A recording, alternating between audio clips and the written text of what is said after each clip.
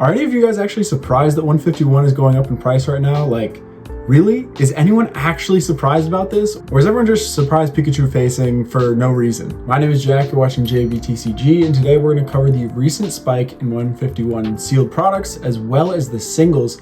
I'm going to kind of give my take on it, what I think is actually happening behind the scenes, and I'll give my rationale for why I think this was super obvious and what I think the future is going to look like for these 151 products and singles. So first, before we go through any of the products or single cards and look at the actual growth they've had, let's go back to the alt art boom. This happened like 5 months ago, and everyone was like, oh my god, alt art cards are going up in price, what? And they spiked extremely similar to this. Like, you can literally like mirror the graphs onto one another and they look the exact same. And the sealed products for both of these also kind of mirrored one another. And this, I think, is the key to predicting how these 151 products will move going forward. So if we take a look at the Giratina V alternate art from Lost Origin, we'll take a look at its TCG player graph. We'll see that for a long time, from October of 2023 to March of 2024, this cost between $250 to around $300, like a little bit less than $300. And then in April, it shot up and went absolutely parabolic and went to $480 for a near mint copy.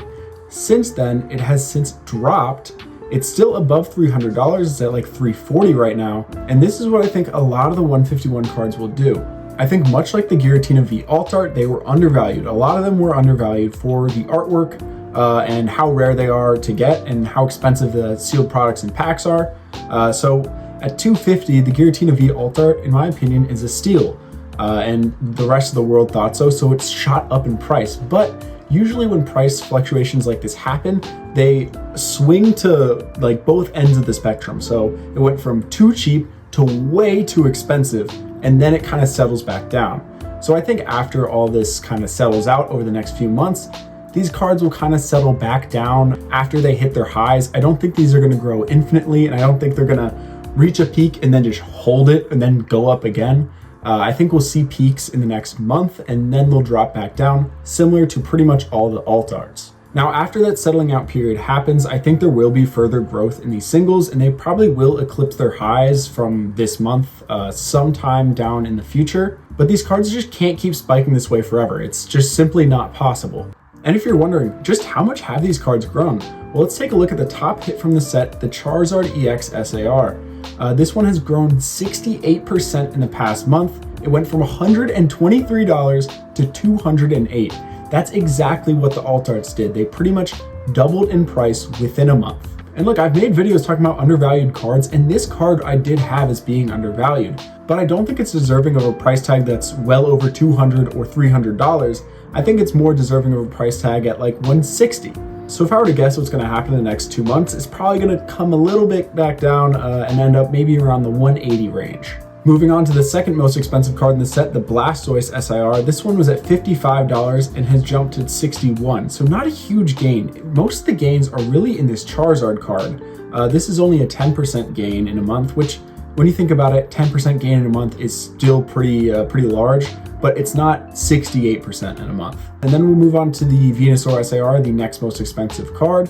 This one went from $40 to $49 in a month, which is a 20% gain. Huge gain. This is a beautiful card. I love it a ton, and honestly, I think the Blastoise and Venusaur are still undervalued, and they have a lot more room to grow. It's mainly the Charizard EX that I think is like, it's going a little bit too crazy. And if anyone's going to say like market manipulation, there very well could be. And there's a lot of market manipulation in the Pokemon space and just the collectible space in general. But there is also the chance that people have FOMO monkey brains, where they see the price go up and then they buy. They buy at the highs and sell at the lows. It's a classic thing, and so many people do it. So could there be market manipulation? Absolutely. But is it a guarantee, and is it the main driver of this? I honestly don't think so. The fourth most expensive card is the Charmander Illustration Rare, which is insane. It's $43, and it's jumped from $35 to this $43 price tag, which is a 34% gain in 1 month.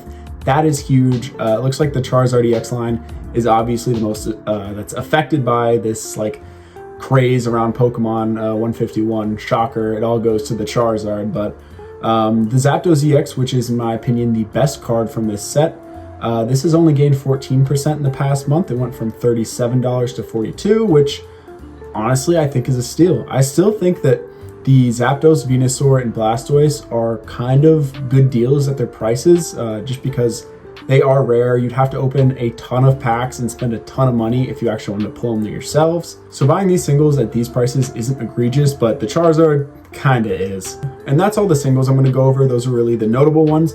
But I did want to say two cards that are incredibly cheap and undervalued are the Trainer SARs from this set. The Giovanni's Charisma SAR is like $13, and the Erica's Invitation is like $16, which, look, I'm not a big Trainer SAR fan. I'm not a big Trainer fan in general, but these are dirt cheap prices for SIR cards, and both of them are cool. Like, the Giovanni has his Persian in there. He looks menacing. He looks like a mob boss. And the Erica's Invitation card it's pretty beautiful, to be honest with you.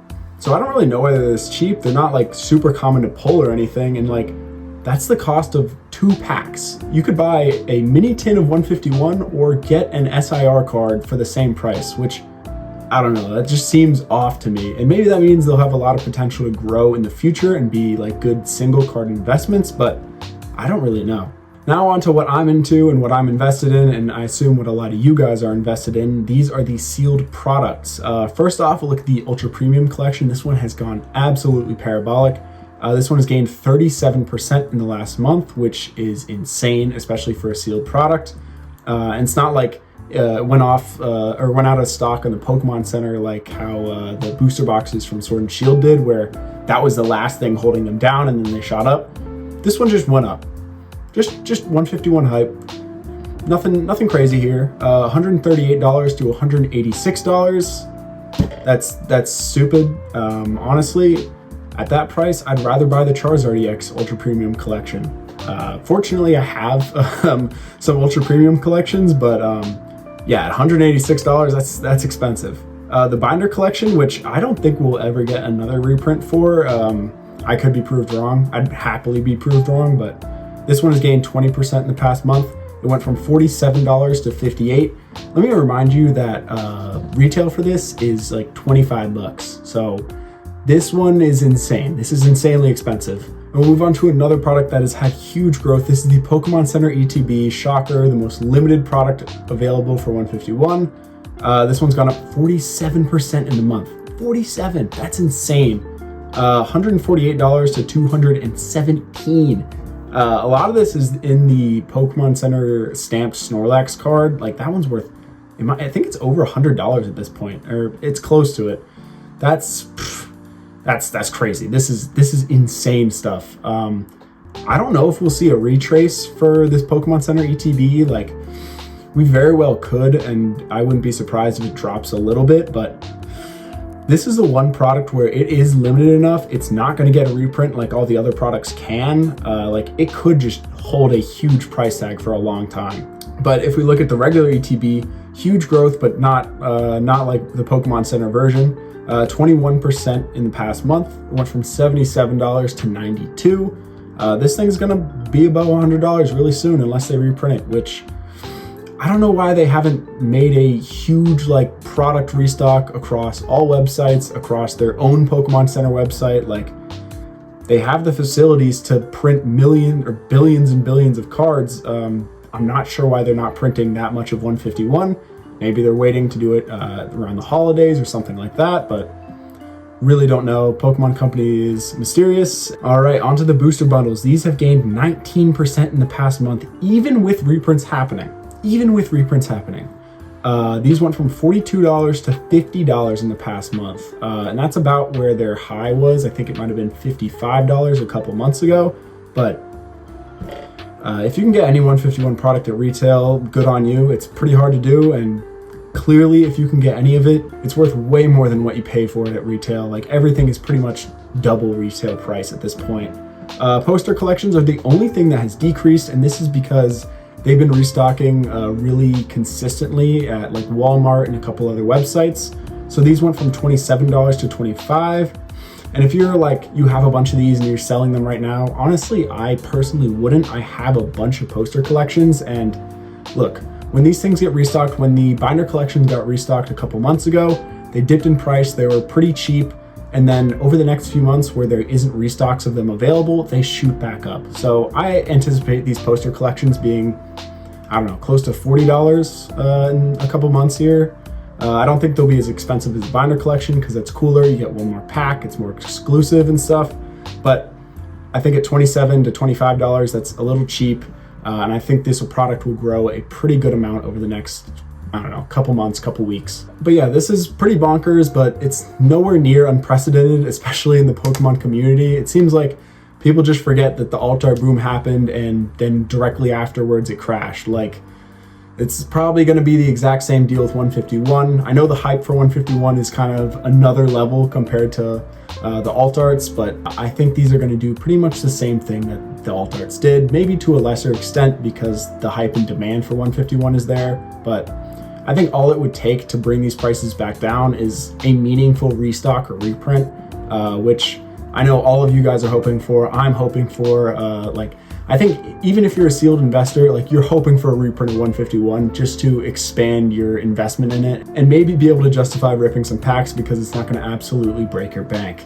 But yeah, that's all I got for today. Let me know your opinions and comments about 151 and the recent market moves it's made. Let me know what you think the future is going to look like for these products down in the comments. And as always, thank you guys so much for watching and stay safe out there.